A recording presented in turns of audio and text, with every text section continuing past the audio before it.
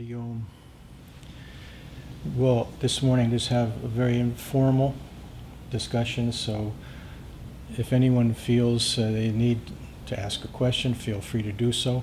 We're going to try to talk on some very important subjects that deal with the essence of life, which is spiritual progress,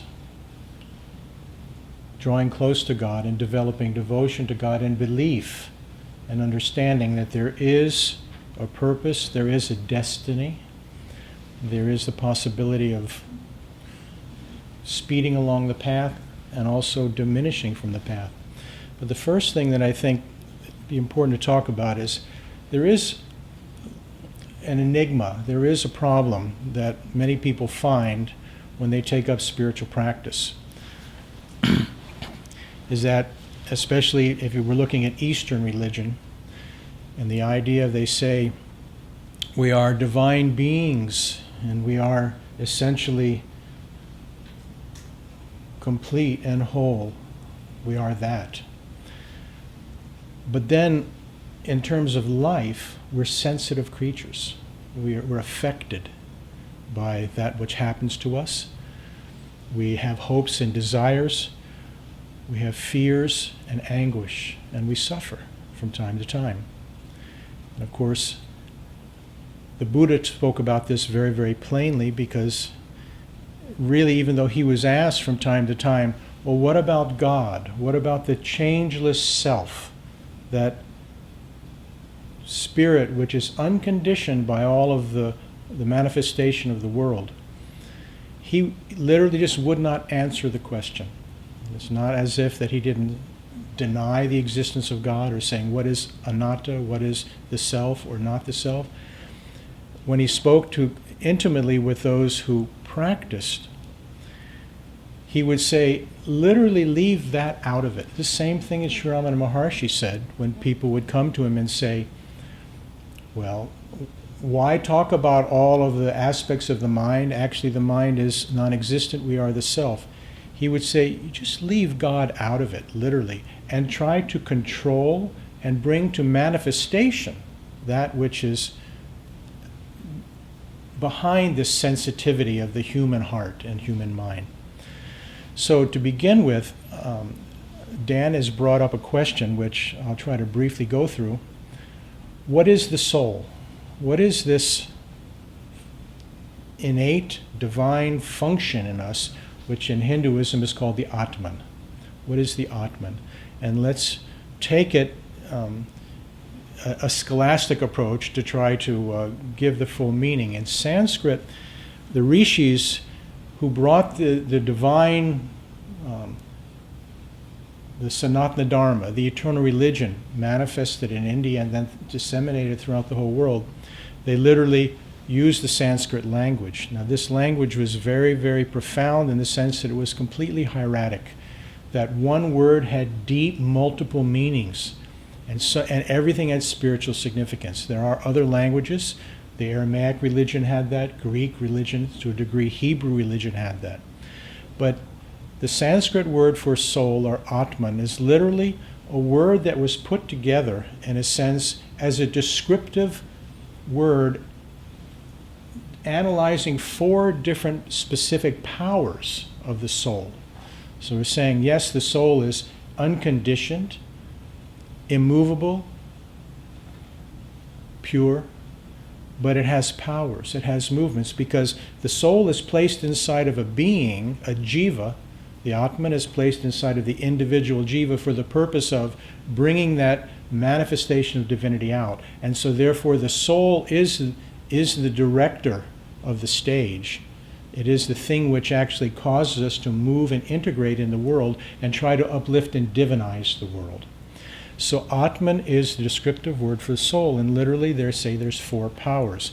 What the rishis did, they said that in English, for instance, the word loving kindness, the NESS of the word loving kindness, means the ability or the movement of a heart that expresses love and kindness. So the English word, we have that. The MAN of Atman just means identically what the NESS of loving kindness mean. It means that It's the movement of whatever this AT or this At comprises. And literally, it's so vast, the rishis put this word together from 4 different words that have AT in them. See if I can get it right from my memory, which seems to be good but faulty. Apnoti is the first power. Adanti, Ati, and Avanta or Avanti. Those 4 different words are descriptive of 4 different powers, that this soul, as it actually integrates out into the manifestation of our life and our consciousness. The first power of the soul is literally the power to perceive. Now, this is something of the heart. This is not literally like I can see Ganesh and I recognize it because I learned it from somewhere. What the soul does, this power of perception, it perceives the essence of something. So the power of the Atman, the first power, goes out and perceives what it's looking at and knows the purpose, the manifestation, what's literally the consciousness behind it, which is very important because you can look at, the Atman looks at something like Ganesha and knows this is a deity and therefore starts to recognize all the divine qualities. That's the first power. The second power is the power of absorption.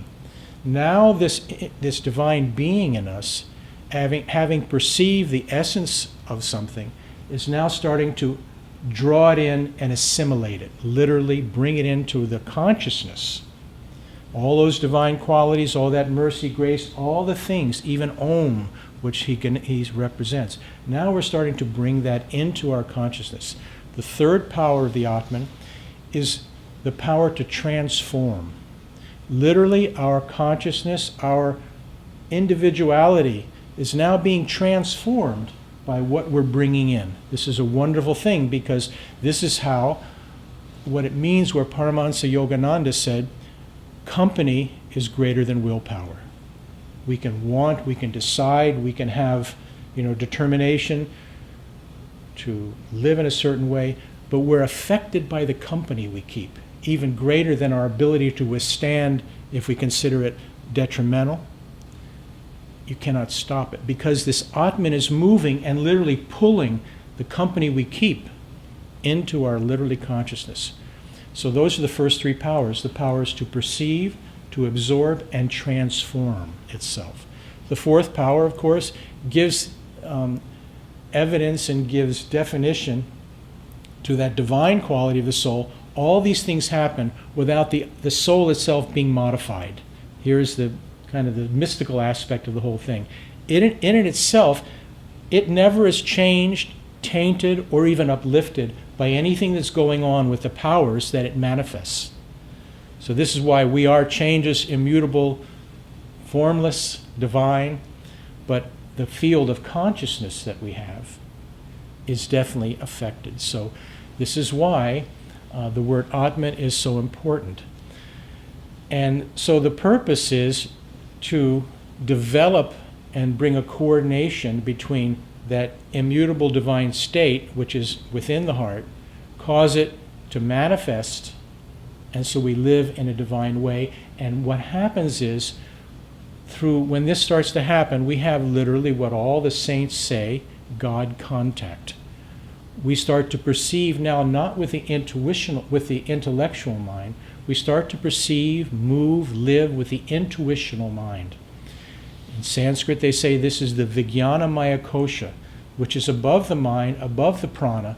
It's literally a kosha, or a sheath, where the divine goddess Saraswati lives, the goddess of wisdom. And we begin to communicate and also receive that.